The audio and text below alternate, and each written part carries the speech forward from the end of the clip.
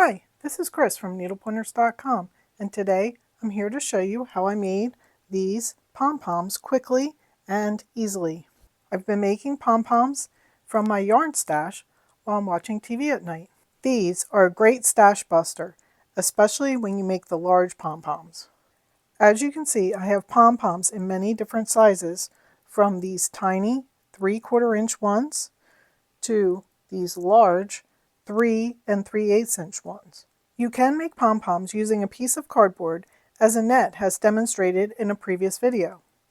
I'll put a link to that video in the description below. But today I use these pom-pom makers from Clover to make these pom-poms. I have 6 sizes. The size of your finished pom-poms will depend on the amount of trimming you do. I tried out the makers with different types of yarn, from this fingering weight yarn through to this bulky yarn.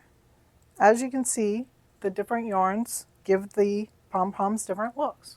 So depending on your project, you may want fluffy ones or ones that are more full.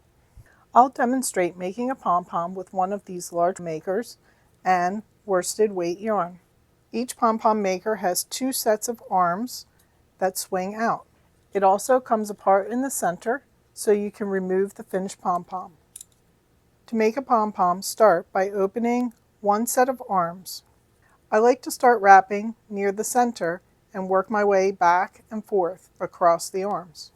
Hold the maker with the curve of the arm facing up. With one finger, hold the yarn end on the back of the maker. Start wrapping around the arm from front to back. So I'm going to wrap it around the front to the back. And I'm laying the yarn right next to one another. Wrap the yarn close to each other. It will overlap a lot. Just keep wrapping around and then work your way back. Continue wrapping until the arm is full. This will give you a nice pom-pom. You want to wrap it pretty full, but make sure that it stays within this circle area.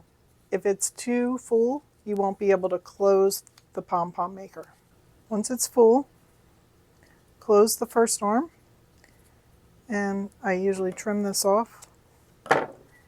Then open up the second set of arms and wrap these arms in the same way as the first. Once the second arm is wrapped, close it.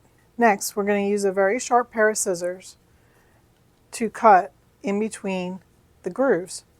Now, always start cutting where the hinges are. Don't cut on this side, because as you're cutting, you can push it open if you start from that side.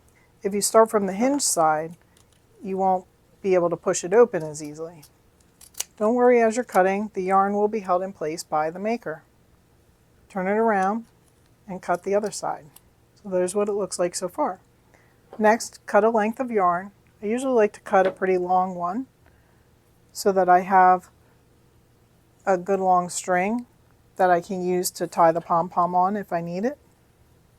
Slide the yarn in between the 2 halves of the pom-pom maker and wrap it all the way around. Take the 2 ends of the yarn, overlap them, and then wrap one side around once and twice. This will help hold it in place when you pull it tight. Pull it tight, but don't pull it so hard that you break the yarn. Cross them over again and make another knot the same way with 2 loops around, and then pull it tight. The pom-pom is ready now to be removed from the maker. Gently swing open the arms on both sides. Separate the 2 halves, and the pom-pom is done. Now you can fluff the pom-pom, and I can cut off these long pieces. You can shape the pom-pom as much as you want, looking at it and cutting off any longer ends. So there's a finished pom-pom. These smaller makers work in the same way. They're just very small and tiny. So you'll do a lot less wrapping to wrap around them. And they make cute little tiny pom-poms. What I like about these pom-pom makers is that they do come in 7 different sizes. I have 6 of the sizes, but there is another jumbo size one that's 4.5 inches. So that one will make pom-poms that are about an inch bigger than my biggest ones here. They make consistently sized pom-poms. The yarn is spread evenly over the arms, so they need less trimming. The larger makers have divots in them to make it easier to hold the maker, and the slots make it easier to cut the pom-pom and add the yarn to tie it. So that's it. You can use various yarns from fingering to bulky. You could wrap sections of the arms with different colored yarns to get different patterns to your pom-poms, or you could use a variegated yarn for a cool look. You can also try using other media like tulle cut into strips and make pom-poms from that, or make pom-poms from recycled t-shirts and t-shirt yarn.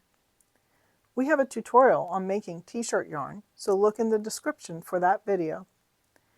If you are interested in seeing a photo tutorial on using these pom-pom makers or to purchase them, please visit the link in the description to visit our website. Purchases made through our website links earn us commission and help us to keep making more tutorials like this one. While you are on our site, sign up for our newsletter. I will be making some fun projects with these pom-poms you won't want to miss. Happy crafting!